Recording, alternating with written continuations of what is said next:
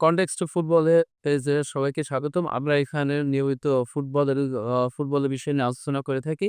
সেই আলোচনার ধারাবাহিকতা আজকে আমরা আলোচনা করছি গতকালকের ম্যাচ নিয়ে পিএসজি সাথে আর্সেনালের যে খেলা। ২ দলেরই সমান সুযোগ ছিল আ নিজেদেরকে প্রমাণ করে উয়েফা চ্যাম্পিয়নস লিগে ২য় বার ফাইনাল খেলা। লাস্ট পিএসজি ফাইনাল পেয়েছে ২০২০ সালে কিলিয়ান এমবাপ্পের নেতৃত্বে এবং আর্সেনাল লাস্টের যে UEFA চ্যাম্পিয়নস লিগের ফাইনাল খেলেছেন সেটা অনেক দূরে ২০০৫-৬ সেশনে। আর্সেনালের জন্য সর্বোচ্চ বড় সুযোগ ছিল UEFA চ্যাম্পিয়ন্স লিগের ফাইনালে উঠে নিজেদেরকে প্রমাণ করা।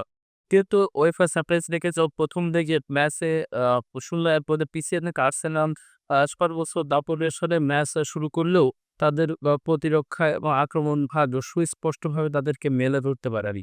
পক্ষান্তরে পিএসজি তাদের হোম গ্রাউন্ডের যে সুযোগটা তারা আসলে শতভাগ নিতে পেরেছে বলে আমার মনে হয়।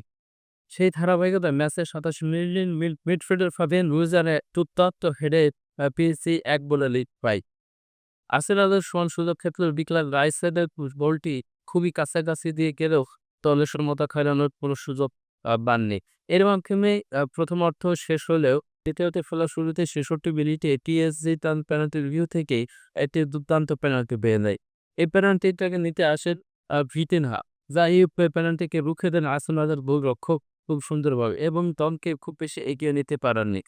কিন্তু এই প্রতিরোধ অত বেশিক্ষণ ধরে রাখতে পারে না আর্সেনাল। ম্যাচের ৭২ মিনিটেই ডিফেন্ডার আশরাফ হাকিমের দুর্দান্ত এক ফিনিশিং এর মাধ্যমেই পিএসজি তার ২য় গোল করেন এবং এই গ্রেডে টোটাল স্কোর ৩-০ তে এগিয়ে যায় পিএসজি। যেখানে পিএসজি নিশ্চিতভাবেই তাদের চ্যাম্পিয়নস লিগের ফাইনাল নিশ্চিত করে এবং এখানে যতটুকু সময় ছিল ততটুকুর মাধ্যমে আর্সেনালের সুযোগ ছিল কিছুটা সমতা এদিক থেকে ফিরে এলে এবং এই যে স্বরূপে ফিরে আসা।